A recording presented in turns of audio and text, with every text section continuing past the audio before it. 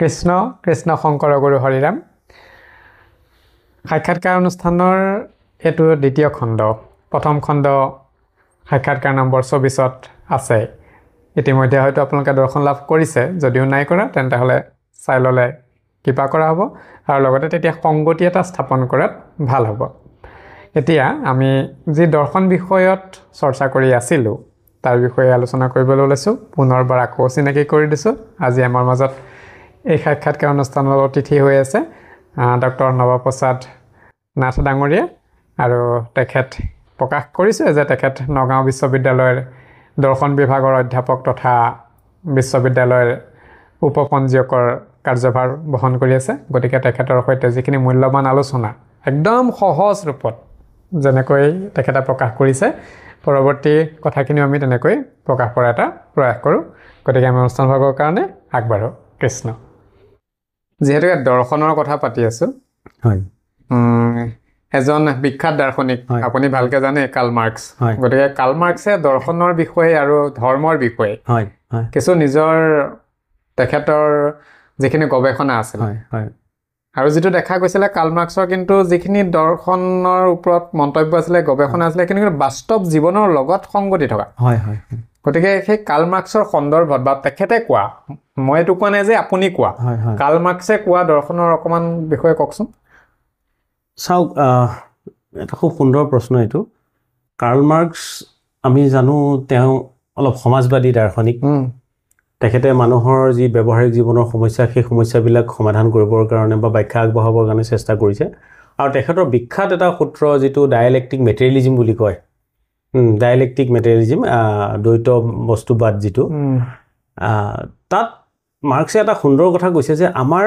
যেটো বিৱৰ্তন মানৱ জাতিৰ যেটো বিৱৰ্তন হেতু সদায় দান্দিক পদ্ধতিৰে হয় দান্দিক পদ্ধতি ডায়ালেক্টিক্যাল পদ্ধতিৰে হয় মানে আপুনি চাব আমি এতিয়া আজি ধৰক কওঁ যে কলিযুগ ইমান অশান্তিটো হ'বই কলিযুগ এনে সাধাৰণ মানুহে কথা কৈছে দেই কিন্তু আপুনি আগৰ মহাভাৰতৰ যুগলৈ যাওক ৰামায়ণৰ যুগলৈ যাওক যদি মানে যিখিনি আমাৰ পৌৰাণিক যিখিনি কথা মিথোলজি যিখিনি আমাৰ তাত জানো কুৰুক্ষেত্ৰ যুদ্ধ হোৱা নাছিল হৈছিল ৰামায়ণৰ নিজৰ পকাই ফাই মাজত লাগি যুদ্ধ হোৱা নাছিল গতিকে আমি সেই ফালৰ পৰা যদি চাওঁ সমাজখন কেতিয়াও এটা স্থিৰ অৱস্থাত অগ্ৰগতি ল'ব নোৱাৰে ই সদায় দান্দিক পৰ্যায়ত যায় মানে তাক ইংলিছত কয় থেসিস এন্টিথেসিস আৰু সিনথেসিস সংঘাতৰ মাজেদিহে ডেভেলপমেন্ট হয় এটো খুব গুৰুত্বপূৰ্ণ কথা কৈছিল কাৰ্ল মাৰ্কসৰ দাৰ্শনিক দৃষ্টিভংগী হেতু আছিল গতিকে আমি আগুৱাই গৈ থাকিব লাগিব সংঘাত থাকিব কিন্তু আমি উন্নতিৰ জখলাত বগাই গৈ থাকিব লাগিব এটা ধৰ্মৰ কথাটো যেটো কলে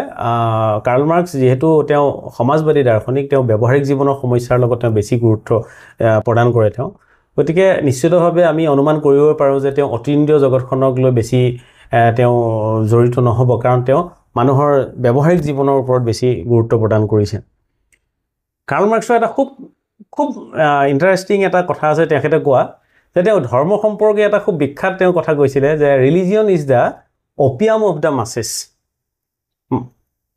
the masses তেখেতে কৈছিল যে ধৰ্ম হল সৰ্বসাধাৰণ মানুহৰ নিচা হেতু মাৰ্কসে কোৱা কথা তাত তেওঁৰ নিজা দৃষ্টিভংগী আছে সেই দৃষ্টিভংগী আমি সমৰ্থন কৰা নকৰা হেতু ব্যক্তিগত নিজা কথা মই ইতিমধ্যে কৈছোৱে যে আমি এজন সত্তাক নিশ্চিতভাৱে আমি বিশ্বাস কৰিবই লাগিব পৃথিৱী ভগৱানৰ অস্তিত্বৰ নিশ্চিতভাৱে তাৰ যুক্তি থাকিব আৰু দৰ্শনে কি কৰে দৰ্শনে ধৰ্মটো এজ ইট ইজ অধ্যয়ন নকৰে ধৰ্মক দাৰ্শনিক দৃষ্টিভংগীৰে চায় সেই কাৰণে ধৰ্ম আৰু ধৰ্ম দৰ্শন দুটা বেলেগ বস্তু মই মাৰ্কসৰ কথা কোৱা আগতে এটো অকমান স্পষ্ট কৰি দিব বিচাৰিছো ধৰ্ম কি মই ইতিমধ্যে ক'লোৱে যে এটা নিৰ্দিষ্ট আদৰ্শ আগত ৰাখি কৈছিল এটা গ্ৰুপে এটা মানুহৰ এটা দলে বা এক সংখ্যক মানুহে মানে এটা জীৱন পন্থা তেওঁলোকৰ নিৰ্দিষ্ট আদৰ্শ আগত ৰাখি কিন্তু ধৰ্ম দৰ্শনটো হল সকলোবিলাক ধৰ্মৰ আৰু ধৰ্মবিলাকৰ বিভিন্ন ধাৰণাবিলাকৰ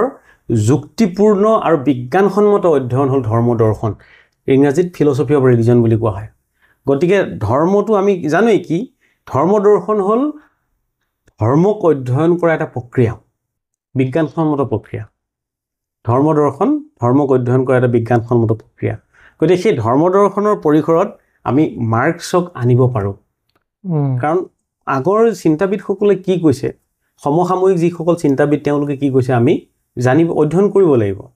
আৰু মাৰ্ক্সে কৈছে যে ধৰ্মটো আচলতে বহু ক্ষেত্ৰত আমাৰ এটা নিচাৰ নিচিনা হৈ যায়, যে ধৰ্মই আমাক মানৱীয়তা পাহৰাই দিব পাৰে কেতিয়াবা। মানে মই মাৰ্ক্সৰ কথাটো কৈছোঁ। সৰ্বসাধাৰণ মানুহে যিবিলাক সমাজৰ জেনুইন যিখিনি সমস্যা, তেওঁলোকৰ ব্যৱহাৰিক যিখিনি সমস্যা, সেই সমস্যাখিনি পাহৰি হয়তো কেতিয়াবা ধৰ্মৰ গোড়ামীত উঠি ভাহি যাব পাৰে। গতিকে ধৰ্মক আমি গঠনমূলক কামত যদি আমি ব্যৱহাৰ কৰোঁ, আমাৰ ধৰ্ম ইতিমধ্যে কোৱা হৈছে ধৰ্ম হ'ল ধীৰ ধাতুৰ পৰা আহিছে, যিয়ে ধৰি ৰাখে মানুহৰ যদি সভ্যতা সংস্কৃতিক ধৰি ৰাখে, মানুহৰ যদি একতাক ধৰি ৰাখে, তেতিয়া ধৰ্ম অতি উত্তম, ধৰ্মীয় পাঠটো অতি উত্তম। কিন্তু ধৰ্ম যদি আমাৰ ধৰ্মান্ধতালৈ পৰিৱৰ্তিত হয় সেইটো নহ'ব, তেতিয়া কিন্তু সি নিচালৈ পৰিৱৰ্তন হ'ব। কাৰণ আমি মানে আমি বিচাৰ বুদ্ধি সম্পন্ন জীৱ, আমি যুক্তি ব্যৱহাৰ কৰিব পৰা জীৱ। গতিকে এই জীৱখিনিয়ে যদি ধৰ্মক আমি সমাজৰ এটা মানে আমি নিগেটিভ যিটো নৰ্থক এটা ভাৱত যদি আমি ব্যৱহাৰ কৰোঁ, আমাৰ সভ্যতাৰ অগ্ৰগতিৰ হেঙাৰৰ ধৰণে যদি ব্যৱহাৰ কৰোঁ, যিটো বাহিৰৰ কিছুমান দেশত, মধ্যপ্ৰাচ্যৰ কিছুমান দেশত ঘটি আছে, সেই ধৰণে যদি ব্যৱহাৰ কৰি কিন্তু আমাৰ সভ্যতাৰ কাৰণে হেঙাৰ হৈ যাব। ধৰ্মীয় গোড়ামীটো কোনো কাৰণতে গ্ৰহণযোগ্য কথা নহয়। একেবাৰে ধৰ্মীয় গোড়ামী সদায় সভ্যতা নষ্ট কৰে। আৰু সেই প্ৰসংগতেই হয়তো কাৰ্ল মাৰ্ক্সে কৈছিল যে ধৰ্মীয় গোড়ামী আমাৰ এটা নিচাৰ নিচিনা। গতিকে সেই নিচাটো আমি সেৱন কৰাৰ পৰিৱৰ্তে আমি আমাৰ যিটো ব্যৱহাৰিক জীৱনৰ সমস্যা, আমাৰ অগ্ৰগতিৰ কাৰণে মানুহ হিচাপে আগবাঢ়ি যোৱাৰ যিখিনি সমস্যা, সাধাৰণ মানুহৰ যিখিনি সমস্যা, সেই সমস্যাখিনিৰ ওপৰত বেছি গুৰুত্ব দিয়া উচিত। ধৰ্মীয় গোড়ামী আজিকালি দেখা গৈছে। হয়, মই আপোনাক গুৰুত্ব দিব লাগে, নেদেখাজনক গুৰুত্ব দিয়াৰ আগতে মই প্ৰথম আপোনাক সন্মুখজনৰ লগত, কাৰণ নিজৰ যিটো আছে তেওঁৰ মাজতো সেই একেটাই আছে। মানুহক ভাল পাওঁ, জীৱ-জন্তুক ভাল যদি আছে, জীৱ-জন্তুক ভাল পাওঁ, প্ৰকৃতিক ভাল পাওঁ। যদি ভগৱান আছে বা ভগৱানটো আছেই বাৰু, এটা সত্তাটো আছেই, তেওঁ কি কি ৰূপত আছে আমি ইয়াৰ পৰা কল্পনাহে কৰিব পাৰোঁ, সঠিকভাৱে ক'ব নোৱাৰোঁ। তেওঁ নিশ্চিতভাৱে সন্তুষ্ট হ'ব যদি আমি তেওঁৰ সন্তান, আমি যিটো ভাবোঁ অহম ব্ৰহ্মাস্মি। হয়, মই আপোনাক সেৱা কৰিলে ভগৱানক সেৱা কৰা হ'ব, মানুহক সেৱা কৰিলে। গতিকে সেই প্ৰসংগত মাৰ্ক্সে কৈছিলে যে আমি ব্যৱহাৰিক জীৱনৰ সমস্যাবিলাক বেছি গুৰুত্ব দিব লাগে।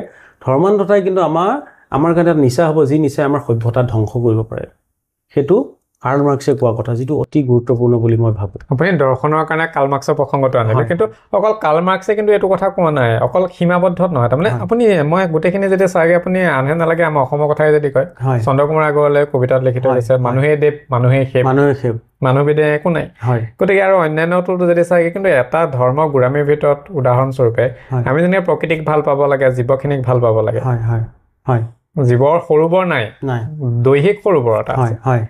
কিন্তু এই যে ধৰ্মীয় গোড়ামী এটা কোনটো পইণ্টত যে য'ত নেকি বেলেগৰ অন্যায়টো বিচৰা যায় নিজৰ স্বাৰ্থৰ কাৰণে। গতিকে নিজৰ স্বাৰ্থৰ কাৰণে যদি বেলেগৰ অহিত চিন্তা কৰাত কোনো ধৰণৰ মানসিক কষ্ট পোৱা নাই সেই ব্যক্তিজনে, তেতিয়াহ'লে তেওঁ ধাৰ্মিক হ'বই নোৱাৰে। কাৰণ এটা সাধাৰণ উদাহৰণ আজিকালি আমি দেখা পাওঁ কোনোবা ক্ষেত্ৰত, আগতেতো অতি মাত্ৰা আছিল, এতিয়াতো ক্ৰমান্বয়ে শিক্ষিত হোৱাৰ কাৰণে কমিছে। যেনেকৈ আপুনি দুৰ্গা পূজাই হওক বা অন্যান্য পূজাত বলি বিধান হয়, এটা জীৱক মাৰি পেলোৱা হৈছে নে নাই? প্ৰকৃতিয়েতো কোৱা নাই তুমি বধ কৰা বুলি। একে মাতৃ যদি আমি সন্তান হওঁ, তেওঁ আমাৰ প্ৰকৃতিৰ এটা অংশ, আমিও অংশ। গতিকে আৰু কিছুমান ক্ষেত্ৰত ধৰ্মীয় গোড়ামী বুলি কওঁতে এই বিভিন্ন একদম পুৰা এইবোৰ কথা সমাজক সমালোচনা কৰা হ'ব, যিহেতুকে নিজেও সমাজ পাতিত বাস কৰা মানুহ। গতিকে সেইবোৰলৈ নাযাওঁগৈ, লাহে লাহে কমিব বুলি আশা কৰিছোঁ। মানুহ আচলতে মানৱ কেন্দ্ৰিক, যেনেকৈ আমাৰ ৰবীন্দ্ৰনাথে কৈছে যে মানুহৰ সেৱা কৰিলেই আচলতে গোটেই বা জীৱিত যিখিনি জীৱ জন্তু হওক বা প্ৰকৃতিক সেৱা কৰিলে আচলতে ভগৱানৰ সেৱা হয়। গতিকে সেই ধৰণে মানুহ সেই দিশত যদি শিক্ষা সংস্কৃতি, আৰু এটা কথা, মানুহ যেতিয়াই শিক্ষিত হ'ব, সংস্কৃতিবান হ'ব আৰু উন্নতিৰ জখলাত বগাব, কিছু কথা লাহে লাহে কমিব। এই ক্ষেত্ৰত কিন্তু এটা খুব গুৰুত্বপূৰ্ণ কথা মই ক'ব বিচাৰোঁ। আপোনাক মই আৰম্ভণিতে কৈছোঁ, মানুহ আছে কাৰণেই ধৰ্ম আছে। আৰু মানুহৰ সংখ্যাটোও কিন্তু আমাৰ কাৰণে এটা প্ৰত্যাহ্বান, বহুত বেছি। মানুহৰ সংখ্যাটোৱে, জনসংখ্যাৰ বিস্ফোৰণটোৱেও আচলতে কিছুমান, আপুনি চাব, মই অকণমান মানে ফালৰিকতাৰ নিচিনা উপস্থাপন কৰক। আমাৰ গুণগত জনসংখ্যা কিমান সেই কথাটো আমি চাব লগা আছে। বহুত কম।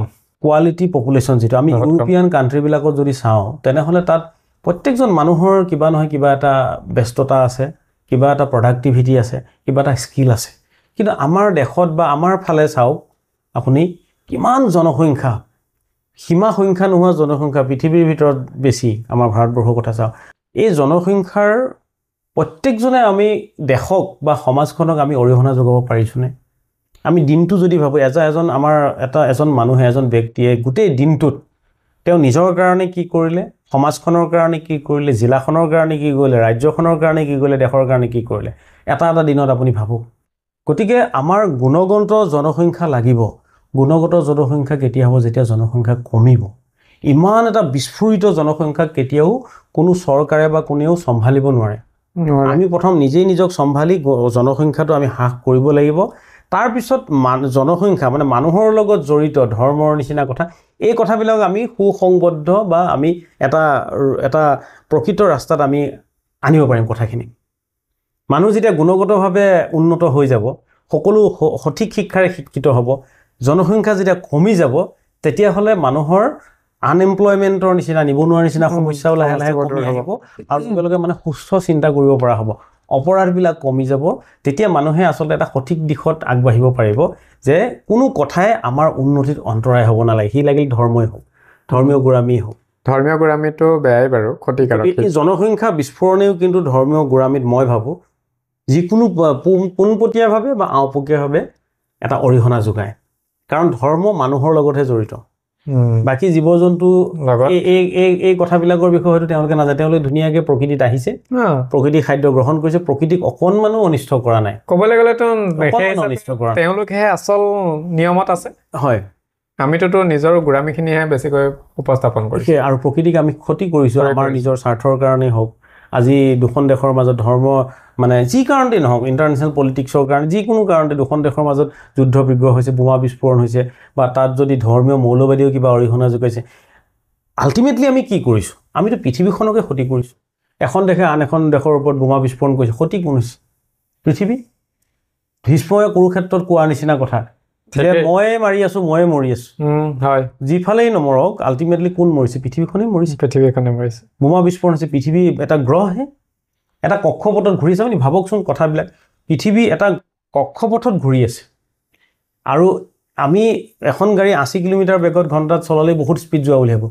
পৃথিৱী তাতকৈ কিমান হাজাৰ গুণ বেছি স্পীডত সূৰ্যৰ চাৰিওফালে ঘূৰি আছে, এটা কক্ষপথত ঘূৰি আছে। সেই পৃথিৱীখনক আমি মানুহে বিভিন্ন কথাৰ কাৰণে, তাত ধৰ্মৰ কথাও অলপ থাকিব, ধৰ্মৰ নামত যুদ্ধ বিগ্ৰহবিলাকো থাকিব পাৰে বা বেলেগ কাৰণে আন্তঃৰাষ্ট্ৰীয় যিবিলাক ৰাজনীতি সেইবিলাকৰ কাৰণেই হওক, পৃথিৱীখনৰ ওপৰত আমি মানুহে বিশেষকৈ কিমান অত্যাচাৰ কৰি আছোঁ। আপুনি ভাবকচোন, পৃথিৱীখনে যদি নিজৰ ভাৰসাম্য হেৰুৱাই নিজৰ কক্ষপথৰ পৰা আঁতৰি গুচি যায়গৈ, তে আমিতো নাই, আমিতো ঘৰৰ ভিতৰত বিচনাৰ তলত সোমাই বা ক'ৰবাত ঘৰৰ ভিতৰত তলা মাৰি ৰক্ষা নাপাম। মুহূৰ্তও নালাগে। মানে আমাৰ ষ্টিফেন হকিঙে কোৱাৰ নিচিনা যদি আমি মানে কিবা গহ্বৰত যদি সোমাই যাওঁ, নাইকিয়া হৈ যাম। পৃথিৱীতকৈ ডাঙৰ গ্ৰহ অজস্ৰখিনি আছেই, আমিতো নাইকিয়া হৈ যাম। আমি নাইকিয়া হৈ যাম। পৃথিৱীখনক আমি মৰম কৰি ৰাখিবলৈ হ'লে আন জীৱ জন্তুৱে যিধৰণে পৃথিৱীখনক মৰম কৰি ৰাখিছে, আমিও মৰম কৰি ৰাখিব লাগিব। তাৰ কাৰণে আমি ঘৰৰ পৰা ষ্টাৰ্ট কৰিব লাগিব। ঘৰখন ভাল পাওঁ, ওচৰ চুবুৰীয়া ভাল পাওঁ, মানুহক ভাল পাওঁ। ধৰ্মৰ নামত অশান্তি অসূয়া কৰাৰ পৰিৱৰ্তে পৃথিৱীখনক ভাল পাওঁ, নিজৰ দেশখনক ভাল পায়, পৃথিৱীখনক ভাল পালে এই যিবিলাক সংঘাত, সেই সংঘাতবিলাক কমিলেই কিন্তু পৃথিৱীখন শান্তিত থাকিব। আৰু গ্ৰহ হিচাপে যেতিয়া পৃথিৱী শান্তিত থাকিব, আমাৰ সভ্যতা, আমাৰ পিছৰ উত্তৰ পুৰুষৰ কাৰণে আমি এখন অলপ ঠাই আমি ৰাখি থৈ যাব লাগিব নহয়। আমি কেৱল আমাৰ জীৱনটোৰ কথা ভাবিলে নহ'ব, আহি থকা প্ৰজন্মৰ কাৰণে আমি কি এটা প্লেটফৰ্ম দি যাম। আমি এখন সুস্থ সমাজ দি যাব লাগিব। তেওঁলোকে আকৌ ধৰি লওক 80 বছৰ যদি জীয়াই থাকে, সেই জীৱনটো পাৰ কৰিব পাৰিব লাগিব। আমি আজি শান্তিৰে আছোঁ আমাৰ পূৰ্বপুৰুষৰ কাৰণে, তেওঁলোকে আমাক এইখিনি প্লেটফৰ্ম দি থৈ গৈছিলে, আমিও দি থৈ যাব লাগিব। আমি যদি গোটেই পৰিৱেশ কলুষিত কৰি থৈ যাওঁ, তেনেহ'লে আহি থকা প্ৰজন্মই কেনেকৈ বাস কৰিব? গতিকে সকলোৱে ইয়াত কিন্তু মই বাৰে বাৰে কওঁ, জনসংখ্যা বিস্ফোৰণ অন্যতম কাৰণ। তাৰ লগে লগে জনসংখ্যাৰ লগত জড়িত হৈ ধৰ্মৰ কথাবিলাক আহে, নিবনুৱা সমস্যা আহে। আপুনি ধৰক খুব ব্যস্ত মানুহ, আপুনি ধৰ্ম আপোনাৰ কাৰণে প্ৰধান নহয়। আপুনি ৰাতিপুৱা ভগৱানক মূৰ দোৱালে, তেওঁৰ ওচৰত কৃতজ্ঞতা প্ৰকাশ কৰিলে, দিনটোৰ কাৰণে কামত ওলাই গ'লে, আপোনাৰ বেয়া কথা চিন্তা কৰিবলৈ সময় নাই। কিন্তু আপুনি যদি এজন নিবনুৱা হয়, আপুনিতো দিনটোত বিভিন্ন ধৰণৰ বেয়া কথা মনলৈ আহিব। সেই বেয়া কথাবিলাকত কাইলৈ ধৰ্মান্ধতাৰ কথাও আহিব। কোনোবাই আপোনাক যদি উত্তেজিত কৰে, আপুনি বেয়া কথাত ইনভল্ভ হৈ যাব পাৰে। গতিকে এই কথাবিলাক আচলতে জড়িত, মানে জনসংখ্যা বিস্ফোৰণৰ লগত জড়িত। সেই কথাটো আচলতে মোৰ মনত এটা সুদুৱাই থকা কথা। মই সদায় বিচাৰোঁ যে পৃথিৱীখনত যদি শান্তিয়ে থাকিব লাগে, বাকী ইছ্যুবিলাক আহিব, কিন্তু নিবনুৱা সমস্যা আৰু জনসংখ্যা যদি গ্ৰেজুৱেলি কমি যায়, শিক্ষিত মানুহ ভাল হ'ব, গুণগত জনসংখ্যা বাঢ়িব। ধৰ্ম আমাৰ কাৰণে যেনেকৈ ধৰ্ম পৃথিৱীলৈ আহিছিল সভ্যতা সংস্কৃতি আৰু মানুহক একতাৰ দোলেৰে বান্ধিবৰ কাৰণে, সেই এটা পৰিৱেশ আহিব। আমি আশাবাদী, কিন্তু সেই এটা পৰিৱেশ আহিব। মই ভগৱান বিষ্ণুক বিশ্বাস কৰোঁ, তেওঁ মোৰ কাৰণে, ইছলামসকলে আল্লাহক বিশ্বাস কৰে, আমি শান্তি সম্প্ৰীতি নিশ্চিতভাৱে থাকিব পাৰিম। খ্ৰীষ্টিয়ানে গডক, কিন্তু তাৰ কাৰণে এইবিলাক আমাৰ পেট ভৰিব লাগিব, আমি সুস্থভাৱে জীয়াই থাকিব পাৰিব লাগিব। তেতিয়া আমাৰ সুস্থ মনত কথাবিলাক আহিব, সম্প্ৰীতি আহিব। এইখিনি যিখিনি কথা কৈ আছে আমি আলোচনা দৰ্শন লৈছিলোঁ যদিও কিন্তু এইখিনি বাস্তৱ জ্বলন্ত ঘটনা। হয়, এইখিনিৰ পৰা লাগিলে আপুনি দৰ্শনেৰে নহওক কিয়, মই আধ্যাত্মিকতাৰে নহওক কিয়, কোনোবা এজন ৰাজনৈতিকে নহওক কিয়, কিন্তু এইখিনি যদি সমাধান নহয় তেতিয়াহ'লে কোনো এটা দিশেই কিন্তু পৰিপক্কতা লাভ কৰিব নোৱাৰে। জনসংখ্যা কমিবই লাগিব যদি পৃথিৱীত আমি শান্তিৰে থাকিব লাগে। জনসংখ্যা ঠিক আছে, আমি পিছৰ কথালৈ যাব বিচাৰিম। এতিয়া আৰু এভাগ কথা জানিব বিচাৰিম যে যি আমি ঈশ্বৰবাদ বা ভগৱান বা অদৃশ্যবাদ বুলি কওঁ, হয়, গতিকে দৰ্শনে সেই অদৃশ্যবাদ বা ঈশ্বৰ বা ভগৱানক, যাক আমি দেখা নাই কিন্তু দেই, আমি সদায় কল্পনা কৰি লৈছোঁ, সেইখিনি শাস্ত্ৰটো বিভিন্ন প্ৰকাৰে আছে। ব্ৰহ্মায়ো নাৰায়ণৰ ৰূপটো কল্পনা কৰি লৈছে, হয়, গতিকে আমিও কল্পনা কৰি লওঁ। হয়, আৰু এইটোও ঠিক যে নাৰায়ণৰ ৰূপটো তেনেকৈ কল্পনা কৰিলে কাৰণেহে আমি সেই হিচাপেই নাৰায়ণ বুলি ভাবি লওঁ, কিন্তু তেওঁ যে ৰূপ সেইটো নহয় কিন্তু। গতিকে মই আপোনাৰ পৰা অকণমান জানিব ইচ্ছা কৰিম যে দৰ্শনে ঈশ্বৰ বা ভগৱানৰ অস্তিত্বক কেনেকৈ প্ৰতিপন্ন কৰিছে, প্ৰতিষ্ঠা কেনেকৈ কৰি থোৱা আছে? হয়, ধন্যবাদ। এই কথাটো আচলতে মই ইতিমধ্যে কৈছিলোঁ। ধৰ্ম দৰ্শন হ'ল ধৰ্মসমূহ অধ্যয়ন কৰা এটা বিজ্ঞানসন্মত প্ৰক্ৰিয়া। আৰু দৰ্শনটো ইতিমধ্যে কোৱা হৈছে সত্যৰ অন্বেষণ।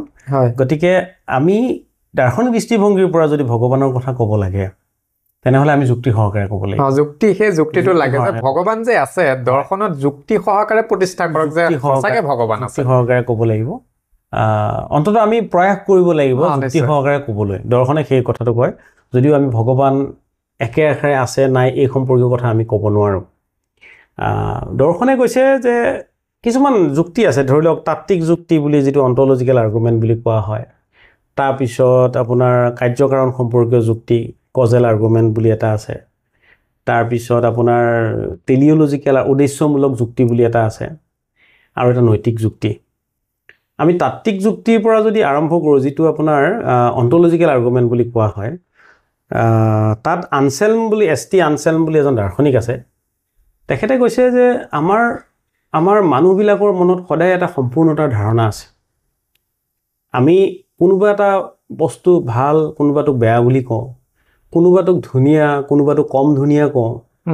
এই যে আমাৰ যিটো আমি জাজমেণ্ট দিব পাৰোঁ আমি এটা বস্তুৰ বিষয়ে, ভাল বেয়া, কম ভাল বেছি ভাল, এইবিলাক যে ক'ব পাৰোঁ, ধুনীয়া কম ধুনীয়া, এইবিলাক যে ক'ব পাৰোঁ, আচলতে আমাৰ আনচেলমে কোৱাৰ মতে আমাৰ মনত এটা সম্পূৰ্ণতাৰ ধাৰণা থাকে। আমাৰ মনত সম্পূৰ্ণতাৰ এটা ধাৰণা আছে, আৰু সেই সম্পূৰ্ণতাৰ যিটো ধাৰণা, যিটো সম্পূৰ্ণতাটো আমি পৃথিৱীত আমি এক্সুৱেলাইজ কৰিব নোৱাৰোঁ, মানে ব্যৱহাৰিক জীৱনত আমি বিচাৰি নাপাওঁ। আমি যিটো সম্পূৰ্ণতাৰ ধাৰণা, সম্পূৰ্ণতাটো যিটো মনত লৈ ফুৰিছোঁ, সেইটো কিন্তু আমি ব্যৱহাৰিক জগতখনত বিচাৰি নাপাওঁ। আমি ক'ব পাৰোঁ তেওঁ বৰ ধুনীয়া, তাৰমানে কি আটাইতকৈ ধুনীয়া ধাৰণাটো মোৰ মনত আছে, কিন্তু মই কেতিয়াও ক'ব নোৱাৰোঁ। মই যুক্তি সহকাৰে কাৰোবাক মই ভাল পাইছোঁ, তেওঁ মোৰ কাৰণে বিৰাট ধুনীয়া হ'ব, সেইটো বেলেগ কথা। কিন্তু মই যুক্তি সহকাৰে বা মানে সুস্থভাৱে মই কেতিয়াও ক'ব নোৱাৰোঁ যে তেওঁৱে আটাইতকৈ ধুনীয়া। এই কথাটো মই ধুনীয়া কোনো নাই বুলি ক'ব নোৱাৰোঁ। যুক্তি সহকাৰে মই ক'ব নোৱাৰোঁ। আৱেগিকভাৱে কৈছোঁ সেইটো বেলেগ কথা। তাৰমানে কি, মোৰ মনত সম্পূৰ্ণ ধুনীয়াৰ ধাৰণাটো আছে, সম্পূৰ্ণতাৰ ধাৰণাটো আছে, কিন্তু মই এই পৃথিৱীখনত সেই সম্পূৰ্ণতাটো মই পোৱা নাই। গতিকে ইয়াৰ দ্বাৰা আনচেলমে প্ৰতিপন্ন কৰিব বিচাৰে যে নিশ্চয় সম্পূৰ্ণ সত্তা এটা ক'ৰবাত আছে, যিটো সত্তাৰ পৰা আমাৰ মনত সেই সম্পূৰ্ণতাৰ ধাৰণাটো আহিছে। গতিকে যিহেতু এই পৃথিৱীত সেই সম্পূৰ্ণ ধাৰণা সত্তাটো আমি পোৱা নাই, নিশ্চয় সেই সত্তাটো ক'ৰবাত আছে, যাক আমি ভগৱান বা সৰ্বশক্তিমান এটা সত্তা হিচাপে আমি গ্ৰহণ কৰিব পাৰোঁ। সেইটো মানে আনচেলমে যুক্তি সহকাৰে বিশ্লেষণ কৰিবলৈ প্ৰয়াস কৰিছে, তাত্ত্বিক যুক্তি। ঠিক তেনেকৈ মই যিটো দ্বিতীয় যুক্তিটোৰ কথা ক'লোঁ, কাৰ্যকাৰণ সম্পৰ্কীয় যিটো যুক্তি, সেই যুক্তিটোৱে কৈছে যে পৃথিৱীত কোনো বস্তু কাৰণ নোহোৱাকৈ সৃষ্টি হ'ব নোৱাৰে। মানে প্ৰত্যেক কথাৰ এটা কাৰণ থাকিব, প্ৰত্যেক কথাৰ এটা কাৰণ থাকিব। কাৰ্যকাৰণ যিটো সম্পৰ্ক, কাৰ্য আৰু কাৰণৰ মাজত সদায় সম্পৰ্ক থাকে।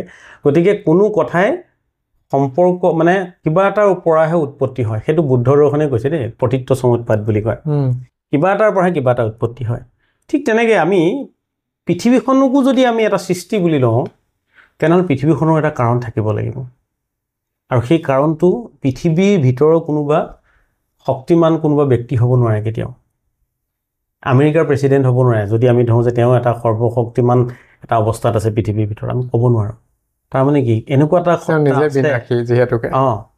এনেকুৱা এটা সত্তা আছে যি পৃথিৱীৰ কাৰণ হ'ব পাৰে আৰু সেই কাৰণটোক আমি ভগৱান বুলি ধৰিব পাৰোঁ সেইকাৰণে কোৱা যায় কাৰণ নাৰায়ণ বুলি কয় সৰ্ব অৱতাৰৰ কাৰণ নাৰায়ণ যে গোটেইখিনি বস্তুৰ বিশেষ বিশেষ কাৰণত সৃষ্টি কৰিছে আৰু এটা বস্তু এটা কাৰণতে সৃষ্টি হোৱা নাই এটা বস্তু অজস্ৰ কাৰণ লৈ পেলাই এটা বস্তুৰ জন্ম হ'ব পাৰে গতিকে যিটো আপুনি উদাহৰণ দিলে দৰ্শনৰ মতে বৰ উপকৃত হ'লো তেনেকুৱা এটা আশাও কৰিছিলোঁ অৱশ্যে সেইখিনিৰ লগত আৰু সংগতি লগাই আৰু দুই এটা কিবা আছে আৰু দুটা যুক্তিৰ কথা আমি উল্লেখ কৰিব পাৰোঁ এটাক উদ্দেশ্যধৰ্মী যুক্তি বুলি কয় ইংলিছত আপোনাৰ টেলিঅলজিকেল আৰ্গুমেণ্ট বুলি কোৱা হৈছে টেলিঅলজি শব্দটো টেলছ শব্দৰ পৰা আহিছে যাৰ অৰ্থ হ'ল উদ্দেশ্য পাৰপাছ সেই যুক্তিটোক মানে উদ্দেশ্যধৰ্মী যুক্তিক আকৌ মানে ডিজাইন আৰ্গুমেণ্টটো বুলি কোৱা হয় মানে এটা যিটো আকাৰগত যিটো যুক্তি ডিজাইন আৰ্গুমেণ্ট সেই যুক্তিটোত মানে এই ধৰণে উপস্থাপন কৰিব বিচৰা হৈছে দাৰ্শনিকসকলৰ ফালৰ পৰা যে পৃথিৱীখন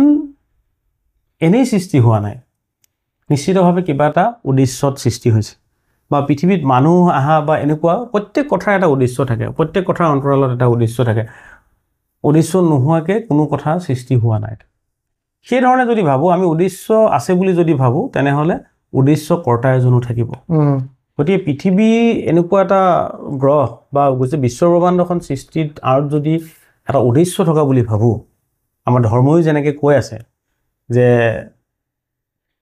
বিনাশ কৰিব মানে দুষ্টক দমন শান্তক পালন কৰাৰ দৃষ্টান্ত ধৰিবৰ কাৰণেও পৃথিৱীৰ সৃষ্টি হৈছে এনেকুৱা ধৰণৰ যিখিনি কথা আহে তেনেকৈ যদি আমি ভাবোঁ তেনে পৃথিৱীৰ সৃষ্টিৰ অন্তৰালতো এটা উদ্দেশ্য থাকে আৰু সেই উদ্দেশ্য কৰোঁতাজন এজন পৃথিৱীৰ মানুহ হ'ব নোৱাৰে তেওঁ কোনোবা এটা সত্তা হ'ব লাগিব সেই একেটা যুক্তিৰ আৰু এটা ধৰণ আছে যিটো ডিজাইন মানে পৃথিৱীৰ যিটো আকাৰ আপোনাৰ মোৰ যিটো আকাৰ এইটো এটা ডিজাইন এইটো সাংঘাতিক ডিজাইন আপুনি চাব আমাৰ মূৰটো কেতিয়াও বহুত ডাঙৰ হ'ব নোৱাৰে নহ'লে আমি পৰি যাম আমাৰ হাতকেইখন কেতিয়াও মাটিত চুচৰি যোৱা হ'ব নোৱাৰে নহ'লে আমি থাকিব নোৱাৰে আমাৰ শৰীৰটো চাওকচোন কিমান ধুনীয়া ডিজাইন এটা কাণখনৰ বেছি প্ৰয়োজন নাই সেইকাৰণে কাণখন সৰু চকুটো প্ৰকাণ্ড দৰকাৰ নাই গতিকে চকুটো সৰু হাতখন যিখিনিলৈ লাগে সেইখিনিহে আছে মূৰটো যিখিনিলৈ আমি বেলেঞ্চ কৰিব পাৰোঁ সেইটোৱে মূৰটো তাতকৈ ডাঙৰ হ'লে আমি বাগৰি পৰি যাম কিন্তু মূৰটো টানি লৈ গুচি যাব তললৈ ইমান সুন্দৰ ডিজাইন অক্সিজেন লাগে গছ আছে কাৰ্বন ডাই অক্সাইড লাগে আমিবোৰ আছো নদ নদী আছে পৃথিৱী কি সুন্দৰ এটা ডিজাইন এই ডিজাইনটো কোনো আৰ্কিটেক্টে কৰিব নোৱাৰে গতিকে এই যুক্তিটোৱে কৈছে যে যিহেতু এটা ডিজাইন আছে নিশ্চিতভাৱে এজন ডিজাইনাৰো আছে ঠিক কথা সেই ডিজাইনাৰজন পৃথিৱীৰ মানুহ হ'ব নোৱাৰে তেওঁ আকৌ সেই সৰ্বশক্তিমান কোনোবা এজন হ'ব লাগিব যাক আমি ভগৱান আল্লাহ যি নাম দিওঁ আমি তেওঁক বুলি আমি গ্ৰহণ কৰিব পাৰোঁ কাৰণ অকল পৃথিৱীখনে নিৰ্মাণ কৰা নাই অনন্ত কোটি ব্ৰহ্মাণ্ড বনাইছে ইমানবিলাক তৰা আছে মই তৰা বুলিয়ে ক'লো কোনোবাটো গাত লাগি আছে নে আপুনি চাওকচোন নাই কেতিয়াও কি সুন্দৰ এটা সামঞ্জস্য থাকি এটা সৃষ্টি কেতিয়া বৰষুণ লাগে কেতিয়া বতাহ কেতিয়াৰ প্ৰয়োজন হয় আমাৰ ঠাণ্ডা দিনত সূৰ্যৰ পোহৰ কোন সময়ত লাগে ঠাণ্ডা দিন এতিয়া ঠাণ্ডা দিনত বাৰিষা নহয় যদি ঠাণ্ডা দিনত বাৰিষা হ'লে আমি ঠাণ্ডাত মৰি গ'লো হয় গৰম দিনত বাৰিষা চাওক গৰম আৰু বৰষুণ দুইটাৰ প্ৰয়োজন আছে ঠাণ্ডা দিনত কিন্তু সেই ধৰণৰ অৱস্থা নাই ইমান এটা সুন্দৰ এটা ডিজাইন কোনে কৰিব নিশ্চিতভাৱে এটা শক্তি মই আৰম্ভণিৰ পৰা কৈছোঁ যে মই ঠিক সেই অৰ্থত মই নাস্তিক নহয় মোৰ কথাটো ধৰ্ম আমাৰ জীৱনৰ কাৰণে আমি ধৰ্মৰ কাৰণে নহয় সেইটো কথা সদায় ভাবিব লাগিব আপুনি আৰু এটা কথা আছে কওকচোন এটা শেষৰ কথাটো হ'ল আপোনাৰ নৈতিক যুক্তি নহয় বাৰু আৰু কথা জানিবলগীয়া আছে খালি এইটো বিষয়ৰ শেষৰ পইণ্ট এটা নৈতিক যুক্তি আছে নৈতিক যুক্তিটোত মানে ইমানুৱেল কাণ্ট বুলি এজন দাৰ্শনিক আছে তেওঁ কৈছে যে আমি যদিও বেয়া কাম কৰোঁ কিন্তু মনত এটা ভয় থাকে মানে শাস্তি দিব মই আইনৰ চকুৰ পৰা মই বাচি যাব পাৰোঁ মনে কাম হেৰি কৰোঁ কিন্তু মই মনটোৱে কৈ থাকে যে তুমি এটা বেয়া কাম কৰিলা ন ভুল এটা হ'ল তোমাৰ দিগদাৰ আছে আহি থকা এই যে আমাৰ ভয়টোৱে আমাৰ কি সূচায় যে আমাৰ এটা নৈতিকভাৱে এটা সম্পূৰ্ণ সত্তা আমি সদায় মানি লওঁ আমাৰ ওপৰত কোনোবা আছে নৈতিকভাৱে সম্পূৰ্ণ আৰু তেওঁ সকলো সময়তে পৰ্যবেক্ষণ কৰি আছে আপুনি ভুল কৰিলে মানুহৰ দৃষ্টিৰ পৰা পৃথিৱী আইনৰ পৰা সাৰি গ'লেও কিন্তু তেওঁ আইনৰ পৰা বাচি যাব নোৱাৰে। তাৰমানে এই যে আমি নৈতিক সম্পূৰ্ণতাটো আমি জানো যে সেই নৈতিক সম্পূৰ্ণ সত্তাটো পৃথিৱীৰ কোনো ব্যক্তি হ'ব নোৱাৰে, কিন্তু সেই নৈতিক সম্পূৰ্ণ সত্তাটো কেৱল এজন অতীন্দ্ৰিয় সত্তাই হ'ব পাৰে, আমাৰ যিটো ইমানুৱেল কাণ্ট দাৰ্শনিকৰ মতে। আৰু সেই সত্তাটো আমি বিশ্বাস কৰা সেই সৰ্বশক্তিমান ভগৱান বা আল্লাহ বা জেছাছ যি হ'ব, গতিকে এই ধৰণে ধৰ্ম দৰ্শনে ভগৱানৰ যুক্তিখিনি আগবঢ়াইছে, যিখিনি একেবাৰে আমি নস্যাৎ কৰিব নোৱাৰোঁ। এইখিনি কথা কিন্তু যিখিনি আপুনি দৰ্শনৰ কথা ক'লে, এতিয়া যুক্তিখিনি ঈশ্বৰৰ আছে যে তাক প্ৰতিপন্ন কৰি দেখুৱালে, এক প্ৰকাৰ একে শব্দত ক'ব লাগে যিসকল নাস্তিক শ্ৰেণীৰ লোক আছে যে ভগৱান আছে যদি দেখুৱাই দিয়া, ঠিক একেদৰে এনেকুৱা ধৰণৰ কথা যে তুমি অক্সিজেন লৈছা যে তুমি অক্সিজেনটো দেখুৱাই দিয়া, সকলো দেখাব পৰা বস্তু নহয় যে তুমি কৈছা যে ভগৱান আছে দেখুৱাই দিয়া। তেওঁক আমি কেতিয়াবা সুধো তোমাৰ ভিতৰত যে তুমি কিবা এটা আছা, তুমি সেইটো দেখুৱাই দিয়া। মই বুলি ক'লে মই মানে কোনটো, আচল কোনখন নে পেটটো নে একো নহয়, মই কোন, কাৰণ এইবোৰ মোৰ হে বস্তু সেইটো। সেইকাৰণে কেতিয়াবা এজনকতো আমি তেতিয়া কোনোবা সময়ত নাস্তিক পালে তেতিয়া সোধা যায়, কোৱা যায় যে তোমাৰ দেউতা ঢুকালে, সেই ঢুকুৱা যে যিটো এটা কিবা এটা শক্তি আছিলে, সেই শক্তিটো তুমি কোনোদিনে দেখা নাই, তুমি বডি ৰূপত থকা দেউতাকহে দেখুৱাইছা, তো এতিয়া জ্বলাব কিয় লাগে, ঘৰত ৰাখি থলেই হ'ল দেউতা। গতিকে সকলো বস্তু দেখুৱাৰ প্ৰয়োজন নাথাকে। আৰু তাৰ আপুনি কোৱা কথাটো একদম সহমত যে ঈশ্বৰবাদক যুক্তি আৰু দৰ্শনে বৰ ধুনীয়াকৈ উপস্থাপন কৰে। আৰু এটা বিষয় অকণমান ক'ব, অকণমান মানে ধুনীয়াকৈ আপুনি প্ৰতিটো বস্তু উপস্থাপন কৰি আছে, তাৰ কাৰণে ধন্যবাদ, সঁচাকৈ কৃতজ্ঞতা স্বীকাৰ কৰিছোঁ। আমাৰ প্ৰত্যেকটো জীৱৰে কিবা কিছুমান ইচ্ছা আকাংক্ষা অজস্ৰখিনি থাকে, মই বাকী জীৱকুললৈ নাযাওঁ। মানুহৰ কাৰণে ইচ্ছাৰ স্বাধীনতা সম্পৰ্কে বা সীমাবদ্ধতাৰ বিষয়ে অকণমান ক'বচোন, য'ত নেকি নিয়তিবাদৰ কথা এটা আহি পৰে, অকণমান কওকচোন। হয়, চাওক, আমাৰ ইচ্ছাৰ কথাটো আমি বিজ্ঞানৰ ফালৰ পৰা প্ৰথম এটা কথা কৈ ল'ব পাৰোঁ। আমি আমাৰ শক্তিৰ যিটো অবিনাশী যিটো আমাৰ ৰূপ, শক্তি কেতিয়াও বিনাশ নহয়, শক্তি ৰূপান্তৰ হ'ব পাৰে। গতিকে আমি ভাৰতীয় দৰ্শনত জন্মান্তৰবাদ বিশ্বাস কৰোঁ, জন্মান্তৰবাদ বিশ্বাস কৰোঁ, কৰ্মফল বিশ্বাস কৰা যায়। ঠিক তেনেকৈ ইয়াত ইচ্ছাৰ এটা শক্তিও থাকে। ধৰি লওক মোৰ বহুত ইচ্ছা আছিলে কিবা এটা, কিন্তু মোৰ জীৱনে নুজুৰিলে সেই ইচ্ছাটো পূৰ কৰিব নোৱাৰিলোঁ। গতিকে সেই ইচ্ছাৰ যিটো শক্তি, আমি ধৰি লওঁ যে সেই শক্তিটো কণ্টিনিউ হৈছে বেলেগ এটা, তেতিয়া আমাৰ জন্মান্তৰবাদৰ কথাটো আহি যায়। মোৰ যিটো ইচ্ছা সেইটো বেলেগ এজনলৈ ট্ৰেন্সফাৰ হয়, মানে মই হয়তো আকৌ পুনৰ আহি সেই ইচ্ছাটো সেইটো এটা ধৰ্মীয়ভাৱে এটা আলোচনা হয়। সেই কথাটো আচলতে দাৰ্শনিক দৃষ্টিভংগীৰ পৰা স্পষ্টভাৱে ক'বলৈ কম সময়ত দিগদাৰ হ'ব। কিন্তু ইচ্ছাৰ স্বাধীনতা আৰু নিয়তিবাদৰ যিটো কথা, সেইটো নৈতিকতাৰ ফালৰ পৰা মই আপোনাক অকণমান ক'ব পাৰোঁ। নৈতিকতাৰ ফালৰ পৰা ইচ্ছাৰ স্বাধীনতাটো আমি নৈতিকভাৱে আমি মানিবই লাগিব, তেতিয়াহে আমি যিটো আইন বা যিটো নৈতিকতাৰ কথা কওঁ সেইটো তেতিয়াহে সম্ভৱ হ'ব। ধৰি লওক আপুনি যদি ইচ্ছাৰ স্বাধীনতাটো স্বীকাৰ নকৰে, তেনেহ'লে আজি আপুনি এটা অপৰাধ কৰিলে, আপুনি বাচি যাবলৈ একেবাৰে সহজ, ক'ব যে মই কৰা নাই, এইটো মোক কৰোৱাইছে, মোৰ ইচ্ছাটো স্বাধীন নাছিল, মই স্ব ইচ্ছাৰে কৰা নাই, মানে ইচ্ছাৰ স্বাধীনতা যিটো স্ব ইচ্ছাৰে কৰা নাই, এইটো মোৰ ভাগ্যত লিখা আছিলে, গতিকে মই এইটো কাম কৰিব লগা আছিলে।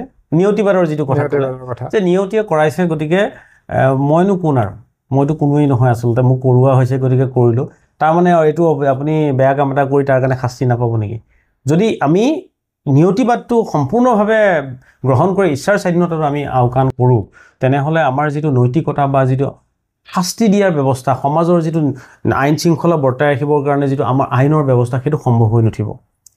প্ৰথম আমি ইচ্ছাৰ স্বাধীনতাটো মানি ল'ব লাগিব। ধৰ্মীয়ভাৱে আমাৰ যিটো আমাৰ নিয়তিবাদ আছে, আমাৰ ভাগ্যৰ কথা যিটো আছে, আমি সেই কথাটো পোনচাতে নাকচ কৰিবও নোৱাৰোঁ। আমাৰ ভৱিষ্যতে কি হ'ব আমি হয়তো নাজানো, কিন্তু তাৰ অৰ্থ এইটো নহয় যে আমি ভৱিষ্যতে যি হ'ব এইটো সময় মোক লৈ গৈ থাকিব, গতিকে মোৰ কোনো ইচ্ছাৰ স্বাধীনতা নাই, সেই কথাটো মানিলেও কিন্তু নহ'ব। আপুনি নিজৰ স্ব ইচ্ছাৰে যি কৰিছে, আপুনি যিহেতু প্ৰাপ্তবয়স্ক, সৰু ল'ৰা ছোৱালীৰ কথা বেলেগ, বা যাৰ মানসিক স্থিতি ঠিক নহয় তেওঁলোকৰ কথা বেলেগ, কিন্তু অন্যথা আপুনি আমি যি কৰিছোঁ সমাজে ধৰি ল'ব মই স্ব ইচ্ছাৰে কৰিছোঁ, কাৰণ মই স্বাধীন। মোক কোনেও মোৰ মূৰত বন্দুক এটা থৈ কোৱা নাই যে তেওঁক তুমি ক্ষতি কৰা, নহ'লে মই তোমাক শ্বুট কৰি দিম, তেনেকৈ মোক কেতিয়াও কোৱা নাই। ইচ্ছাৰ স্বাধীনতা নাথাকিলে কিন্তু নৈতিকতা বা তেনেকুৱা শাস্তিমূলক ব্যৱস্থাটো প্ৰযোজ্যই নহ'ব কাৰণ এতিয়া মোক যদি কয় যে তুমি এই বেয়া কামটো কৰা নহ'লে কিন্তু মই তোমাক মাৰিম তে মই হয়তো নিজৰ প্ৰাণ বচাবৰ কাৰণে বাধ্য হৈ যাম তেনে ক্ষেত্ৰত মই সেই কামটোৰ কাৰণে দায়বদ্ধ হ'ম নে নাই সেইটো আকৌ এটা বিশেষ আলোচনা হৈ যাব কাৰণ সেইখিনি সময়ত মই কামটো কৰোঁতে ইচ্ছাৰ স্বাধীনতা মোৰ নাছিলে কিন্তু অন্যথা ইচ্ছাৰ স্বাধীনতাটো আমি মানি ল'ব লাগিব আৰু ইচ্ছাৰ স্বাধীনতাটো অনুসৰি আমি তাৰ ফল শাস্তি হিচাপে বা পুৰস্কাৰ হিচাপে গ্ৰহণ কৰিব লাগিব আপুনি যি কৰিছে আপুনি স্বইচ্ছাই কৰা বুলি ধৰা হ'ব এই দ্বিতীয়তে যিটো আপুনি নিয়তিবাদৰ কথা ক'লে হয় মানে আমাৰ জীৱনত কি ঘটিব আমি সাধাৰণ মানুহ হিচাপে ভাবোঁ যে ভগৱানৰ হাতত আছে নিয়তিয়ে নিৰ্ধাৰণ কৰিব কিছু ক্ষেত্ৰত আমি নহয় বুলিও ক'ব নোৱাৰোঁ কিন্তু তাৰ অৰ্থ এইটো নহয় যে আপুনি আপোনাৰ কৰ্মফলৰ কাৰণে আপুনি দায়বদ্ধ সেইটো নোহোৱা নহয় ভাল কৰিলে আপোনালৈ ভাল ফল আহিব আৰু বেয়া কৰিলে আপোনালৈ বেয়া ফল আহিব ইতিমধ্যে মই আপোনাৰ আৰম্ভণিতে ক'লোঁ যে শক্তিৰ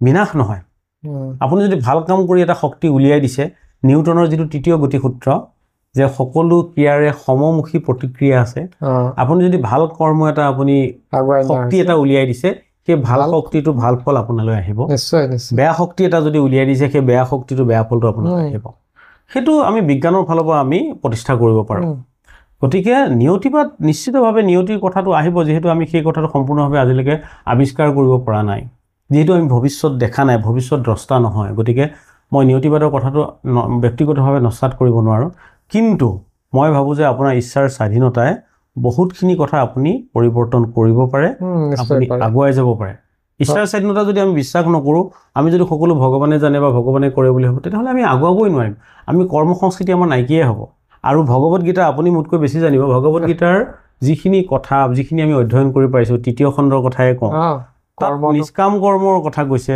কৰ্মক গুৰুত্ব দিছে কৰ্ম মানে ভগৱত গীতাক যিসকল সমসাময়িক দাৰ্শনিক বাল গংগাধৰ তিলকেই হওক অৰবিন্দই হওক বা আমাৰ বিবেকানন্দ যিসকলে ব্যাখ্যা আগবঢ়াইছে তাত কোনো ব্যাখ্যাটো এনেকুৱা হোৱা হৈছে যে ভগৱান শ্ৰীকৃষ্ণই কৈছে যে কৰ্মবিহীন জীৱন এটা ডেড বডিৰ নিচিনা মানে এটা মৃত শৰীৰৰ নিচিনা আপোনাৰ জীৱনটো মানে কৰ্মৰ সমষ্টি হ'ব লাগিব তাত সেইটোতেতো স্পষ্টকৈ কৈ থৈছে আমি কেতিয়াবা কৈ থাকোঁ যে সন্ন্যাস ল'ব লাগে সন্ন্যাস হ'ব লাগে হয় ঈশ্বৰ কৃষ্ণ গীতাটোতো স্পষ্টকৈ আছে যে সন্ন্যাসৰ পৰা প্ৰকৃতি বা জীৱকুলৰ কল্যাণ সাধন নহয় গতিকে সি সন্ন্যাসীও প্ৰকৃত হ'ব নোৱাৰে কাৰণ কৰ্ম কৰিবই লাগিব সন্ন্যাস হৈ কেৱল কৰ্মৰ পৰা বিৰতি ল'লে সন্ন্যাসী বুলি ক'ব পৰা নাযাব কেৱল কৰ্মৰ ভাগটো তেওঁৰ বেলেগ থাকিব পাৰে নিশ্চয়ভাৱে আপুনি কৰক সমাজৰ কাৰণে কৰক জীৱকুলৰ কল্যাণৰ কাৰণে হ'ব পাৰে লোক সংগ্ৰহৰ কথা হ'ব পাৰে বা প্ৰকৃতি সংৰক্ষণৰ কাৰণে বিভিন্ন কাৰণতে হ'ব পাৰে ঈশ্বৰ সৃষ্ট যিকোনো কাৰণত তেওঁ জড়িত থাকিব পাৰে কিন্তু কৰ্মবিহীন হ'ব নোৱাৰে আপুনি কৰ্তা হ'বই লাগিব কৰিবই লাগিব তাত এটা আকৌ কৈছোঁ যে মানে সেই যিখিনি তাত্ত্বিক ব্যাখ্যা মোৰ জ্ঞান অকণমান কম তথাপি মোৰ যিটো বোধগম্য হয় যে শ্ৰীকৃষ্ণই কৈছে যে মই কৰিছোঁ যিটো ব্যাখ্যা আহিছে আমি দৰ্শনৰভাৱে এইটো বুজোঁ যে তেওঁ কৈছে যে মই সকলোৰে মাজত আছোঁ গতিকে আপুনি যি কৰিব সেইটো আপোনাৰ স্বাধীনতা অনুসৰি কৰি আছে ভগৱানে যে মই কৰিছোঁ বা শ্ৰীকৃষ্ণই যিটো মানে গীতাত যিটো তেওঁৰ দ্বাৰা হোৱা যিটো কথা কোৱা হৈছে তাত কেতিয়াবা আমি দাৰ্শনিক বিশ্লেষণত আমি ভাবোঁ যে ভগৱানে কেৱল মই কথাটো কিয় কৈ আছে তাত ডাঙৰ তত্ত্ব হয় মই আমাৰ যিখিনি বুজি পাওঁ মই আপোনাৰ পৰা জানিব বিচাৰিমেই তাত আমাৰ এনেধৰণে কেতিয়াবা আমাৰ আলোচনা হয় যে এই যে ভগৱান শ্ৰীকৃষ্ণই যে মই কথাটো ক'লে যে অৰ্জুন তুমি কিয় চিন্তা কৰিছা আচলতে তুমি কৰা নাই মই কৰিছোঁ এইটো মানে সকলোৰ মাজতে এই যে ভগৱান আছে আৰু তেওঁ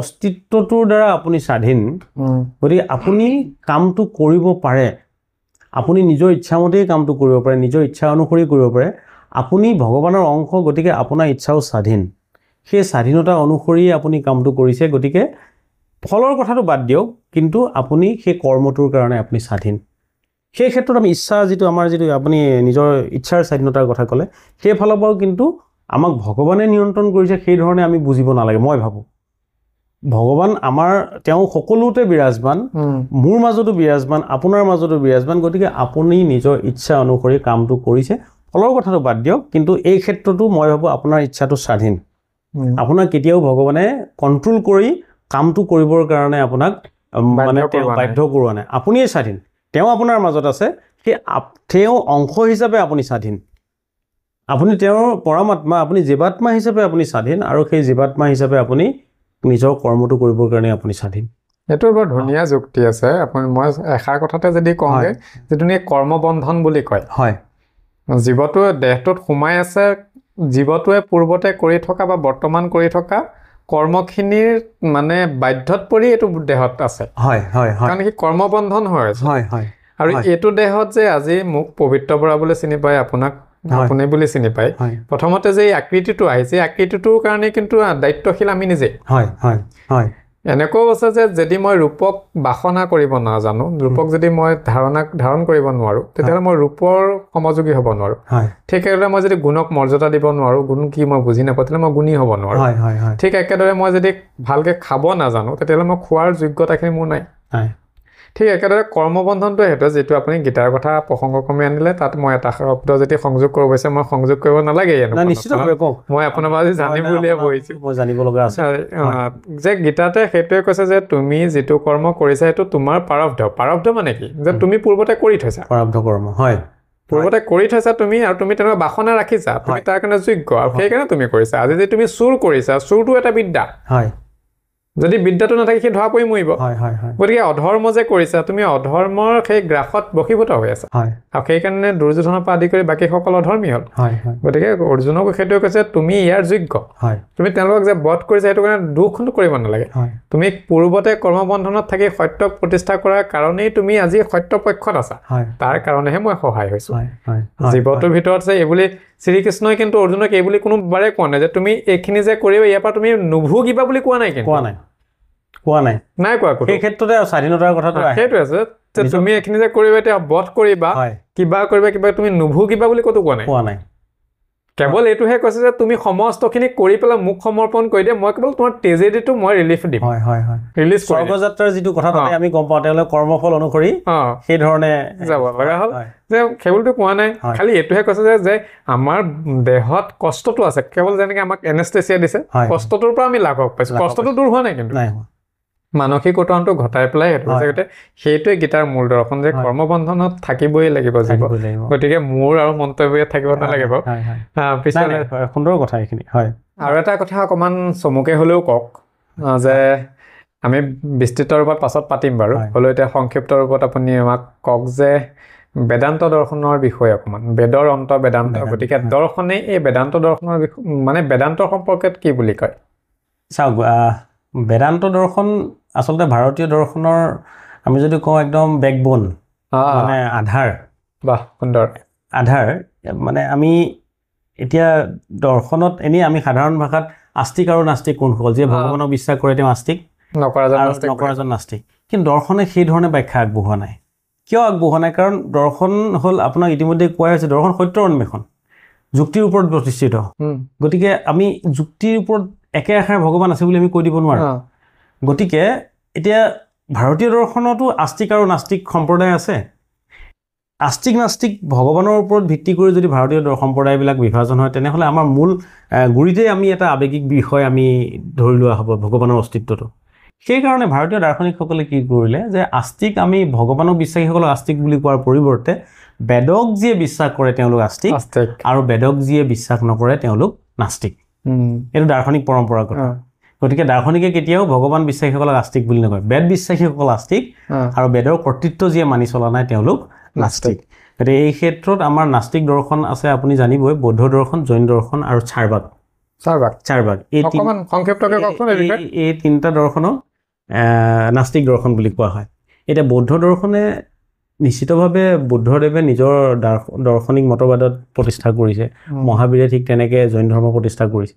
তাত বেদক তেওঁলোকে ঠিক সমালোচনা নহয়, কিন্তু বেদৰ কৰ্তৃত্ব তেওঁলোকে মানা নাই। কিন্তু চাৰবাগৰ কথাটোতো আপুনি জানিবই, চাৰবাগটো সম্পূৰ্ণ এটা ব্যতিক্ৰম। বাকী দুটা বাৰু হয়, মই নাস্তিক পৰম্পৰাৰ কথাটো ক'লো। নাস্তিক পৰম্পৰা, চাৰবাগৰটো মই ইমান এটা নাজানো। চাৰবাগটো মানে চাৰবাগ একেবাৰে ব্যতিক্ৰম এটা দাৰ্শনিক সম্প্ৰদায়। আমি আস্তিক নাস্তিক হিচাপে মই প্ৰথমতে কৈলোঁ, নাস্তিক আমি তিনিটা পালোঁ।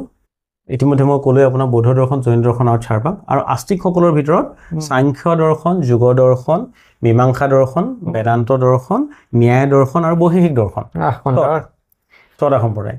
এতিয়া এই তিনিটা নাস্তিক সম্প্ৰদায়ৰ ভিতৰত চাৰবাক ব্যতিক্ৰম এই কাৰণে যে চাৰবাকে মই আগতেই কৈছিলোঁ যে দৰ্শনৰ প্ৰধান ভাগ তিনিটা শাখা জ্ঞানবিদ্যা পৰাবিদ্যা আৰু মূল্যবিদ্যা এতিয়া দৰ্শন শাব্দিক অৰ্থ যদি ভাবে আপুনি ভাৰতীয় পৰম্পৰা দেখা পাশ্চাত্য দৰ্শনত জ্ঞানৰ প্ৰতি অনুৰাগ যি কাৰণতে নহওক আপুনি জ্ঞান সম্পৰ্কত মানে জড়িত দৰ্শন জ্ঞান আহৰণ কৰিবই ঈশ্বৰক জনাটোতো এটা পৰম জ্ঞান এতিয়া জ্ঞানটো আপুনি কেনেকৈ পাব জ্ঞান কি আৰু জ্ঞান কেনেকৈ পাব বা শুদ্ধ জ্ঞান আপুনি কেনেকৈ পাব সেইটো দৰ্শনে উপায় দিব লাগিব নহয় সেইকাৰণে দৰ্শনৰ প্ৰথম শাখাটো হ'ল জ্ঞানবিদ্যা ইংৰাজীত এপিষ্টিমোলজি বুলি কোৱা হয় শব্দটো দুটা হেৰিৰ পৰা আহিছে এপিষ্টিম আৰু লগোজ এপিষ্টিম মানে জ্ঞান লগোজ মানে বিজ্ঞান জ্ঞানৰ বিজ্ঞান আৰু বিজ্ঞানটো আমি জানোৱেই যে প্ৰকৃতিৰ কোনোবা এটা শাখাৰ বিষয়ে পুংখানুপুংখ যুক্তিসংগত অধ্যয়ন গতিকে জ্ঞানৰ বিজ্ঞান হ'ল জ্ঞানৰ বিষয়ে যুক্তিসংগত পুংখানুপুংখ অধ্যয়ন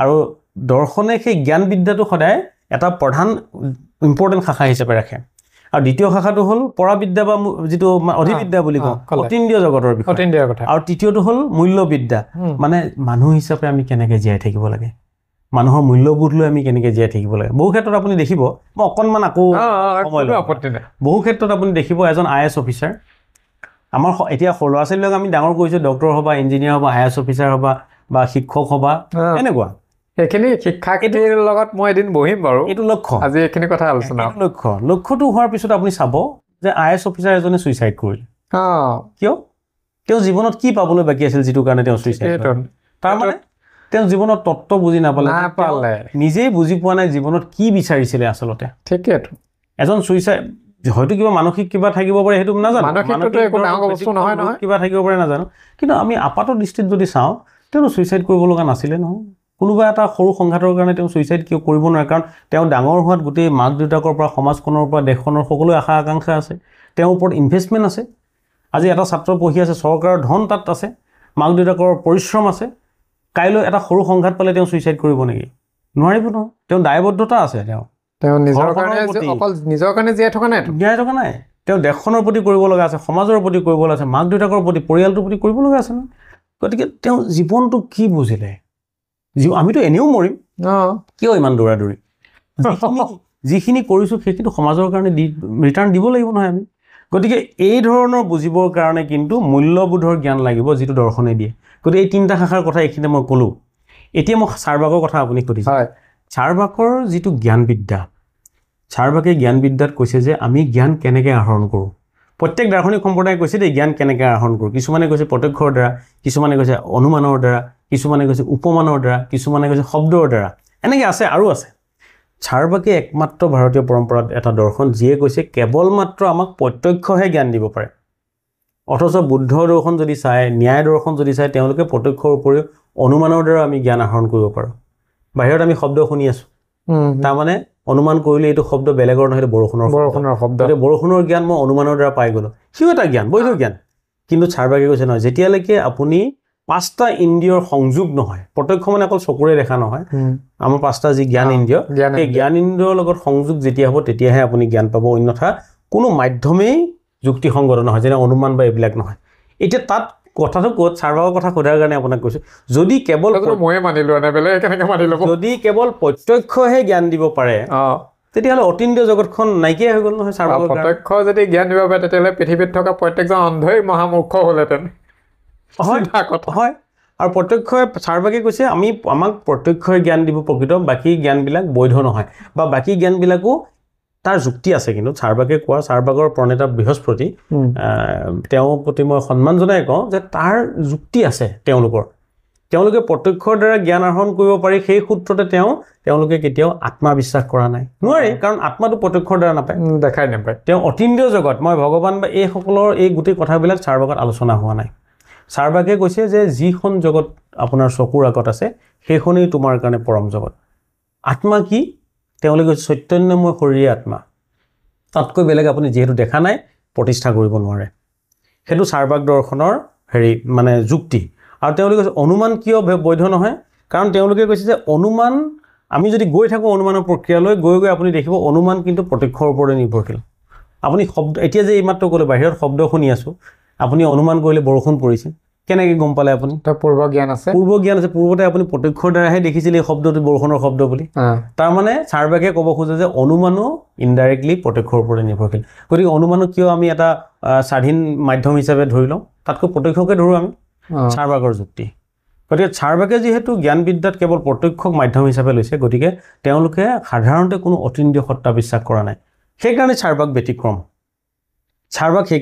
আৰু ব্যাখ্যা আছে সেইখিনি নিশ্চিতভাৱে সময় হ'লে মই আপোনাক ক'ব পাৰিম নিশ্চয় এতিয়া বেদান্ত দৰ্শনৰ প্ৰসংগ আছে বেদান্ত দৰ্শন মনত পেলাম বুলি ভাবি আছিলোঁ আস্তিক দৰ্শন অতি গুৰুত্বপূৰ্ণ ভাগ আৰু আমি খুব কম অধ্যয়নৰ দ্বাৰা মই এটা কথা মই জানিছোঁ যে আমি যে বেদ 4খন বুলি কওঁ আচলতে বেদৰো বিভিন্ন ধৰণৰ স্তৰ আছে স্তৰ আছে অকণমান হয়তো আৰু গুণী জ্ঞানীসকলে আৰু ব্যাখ্যা আগবঢ়াব পাৰিব আমি কম জ্ঞানেৰে এটা কথা ক'ব পাৰোঁ যে বেদত স্তৰবিলাক এনেধৰণে আমি চাওঁ ধৰি লওক স্তৰবিলাক আমি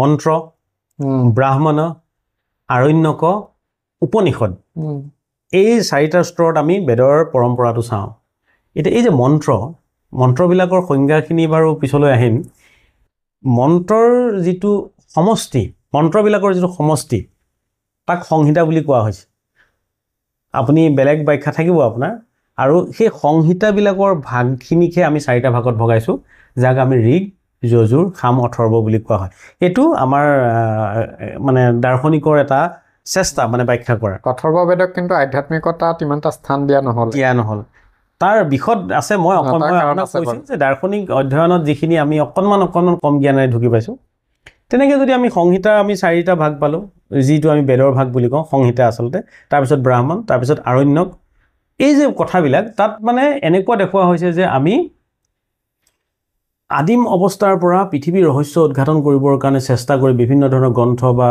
বেদ উপনিষদ এই গ্ৰন্থবিলাক আমি লিখি আহিলোঁ আহি লাহে লাহে আমাৰ সদা বিবৰ্তিত মনে দাৰ্শনিক দৃষ্টিভংগীৰে চাবলৈ আৰম্ভ কৰিলে আপুনি এটা বস্তু এনেই চাইছে আৰু দাৰ্শনিক দৃষ্টিভংগীৰে চাইছে তাৰমানে তাত আপোনাৰ ডাবল ভিজন যিটো কয় চাইছে ভাবিছে আকৌ ভাবিছে এই যে মনৰ যিটো ৰিফ্লেকশ্যন মানে প্ৰতিফলন যিটো মনৰ আপুনি দুবাৰ চিন্তা কৰিছে তিনিবাৰ চিন্তা কৰিছে এই যিটো দাৰ্শনিক দৃষ্টিভংগী লাহে লাহে আৰণ্যক বুলি কোৱা হয় কাৰণ অৰণ্যত ঋষিমুনিসকলে এটা শান্ত পৰিৱেশত পৃথিৱীৰ সৃষ্টিৰ যিবিলাক ব্যাখ্যা আগবঢ়াবৰ কাৰণে প্ৰয়াস কৰিছিল তাৰপিছত অৰণ্যকৰ শেষৰ পৰ্যায়ত উপনিষদ আহিলে উপনিষদ 3টা শব্দৰ অৰ্থ আপুনি জানে সেই উপনিষদত আৰু দাৰ্শনিক দৃষ্টিভংগীৰে গোটেই পৃথিৱীৰ যিটো ৰহস্য বা পৃথিৱী ব্যাখ্যাৰ যিটো প্ৰচেষ্টা সেইখিনি মানে তাত লিপিবদ্ধ হ'বলৈ আৰম্ভ কৰিলে উপনিষদ এতিয়া আমি গম পোৱা মতে উপনিষদৰ যিবিলাক মানে জ্ঞান যিখিনি কথা সাধাৰণ মানুহে বুজি পোৱাটো সম্ভৱ নহয়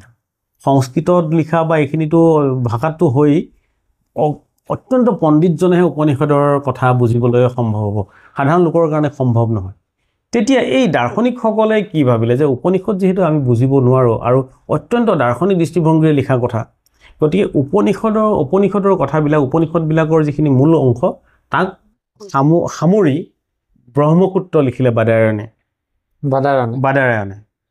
উপনিষদৰ যিটো সাৰাংশ সেইটো ব্ৰহ্মসূত্ৰত লিপিবদ্ধ কৰিলে বাদাৰায়ণ নামৰ দাৰ্শনিকজনে আৰু বাদাৰায়ণৰ যিখন ব্ৰহ্মসূত্ৰ সেই ব্ৰহ্মসূত্ৰখনো কিন্তু সাধাৰণ মানুহৰ কাৰণে ইমান সহজ নাছিল বোধগম্য নাছিল বুজি পোৱাটো সম্ভৱ নাছিল সেইকাৰণে আমি দৰ্শনৰ যি পাঠ্যক্ৰম তাত আমি পোৱাৰ মতে শংকৰাচাৰ্যই ব্ৰহ্মসূত্ৰ তাক ভাঙনি আগবঢ়াবলৈ প্ৰয়াস কৰিলে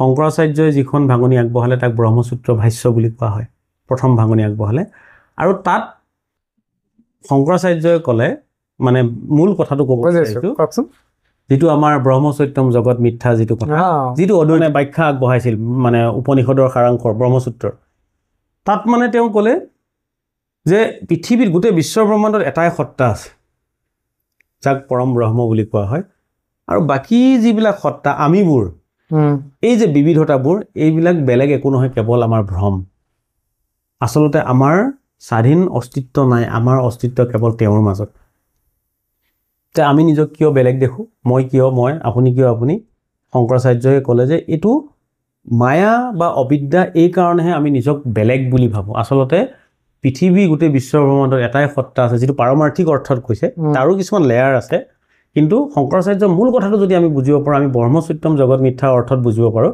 যে গোটেই বিবিধতাবিলাক আচলতে নাই, তাৰ কোনো স্বাধীন অস্তিত্ব নাই, তেওঁৰ মাজতেই পৰম ব্ৰহ্মৰ মাজতেই সকলোবিলাক আছে। গতিকে এজনেই ব্ৰহ্ম, এটাই সত্তা, সেইকাৰণে অদ্বৈত বেদান্ত।